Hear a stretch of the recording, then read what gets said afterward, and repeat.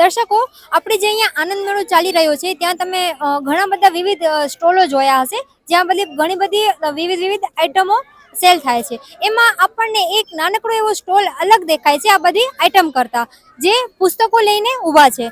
તો ચાલો આપણે એ સ્ટોલ તરફ જાશું અને એ લોકો અહીંયા પુસ્તકો લઈને મતલબ શું કામ આવ્યા છે અને એનું શું કારણ છે એ પણ આપણે જાણકારી પ્રાપ્ત કરશું. મારા કેમેરામેનને નિવેદન કરીશ કે અહીંયા જે સ્ટોલ લાગેલું છે બુકનું, એનું આખું તમને દ્રશ્ય બતાવશે. વિવિધ પુસ્તકો અહીંયા રાખેલી છે, જેમનું સ્ટોલ લાગેલું છે અને લોકો પણ બધા ઊભા છે અહીંયા પુસ્તકોનું વિતરણ કરવા માટે. તો આપણે એમનાથી જાણકારી પ્રાપ્ત કરશું. નમસ્કાર મેડમ. સત સાહેબ.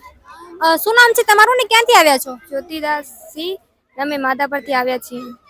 તો મેમ, અહીંયા જે મેળો ચાલી રહ્યો છે એમાં વિવિધ સ્ટોલો છે, અલગ અલગ પ્રકારના સ્ટોલો છે, એમાં તમે આ પુસ્તકનો સ્ટોલ લગાવીને આવ્યા છો, શું એનું ઉદ્દેશ્ય છે?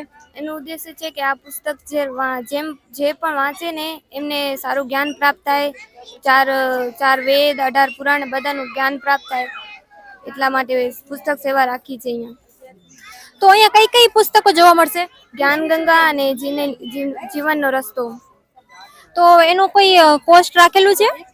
હા, 20 રૂપિયાનું. તો તમે આજે મતલબ બીજી કોઈ પ્રવૃત્તિ ન કરવાથી, મતલબ બારે ક્યાંય ફરવા જવાનું કે એવું કંઈ ન કરવાની અને આ પુસ્તકોનું વિતરણ કરવા આવ્યા છો? હજી તો તમારી એજ પણ નાની છે, તો મતલબ આમાંથી તમને શું પ્રાપ્ત થશે? હરવા ફરવા કરતાં સારું કે પુસ્તક સેવા કરવી. અમારા ગુરુજીનો ઉદ્દેશ્ય છે કે પુસ્તક સેવા કરીને સારો કર્મ કરો ને, એટલા માટે અમે પુસ્તક સેવા કરવા અહીંયા આવ્યા છીએ. તો તમારા ગુરુજીનું નામ? સંત રામપાલજી મહારાજ. ધન્યવાદ. સત સાહેબ.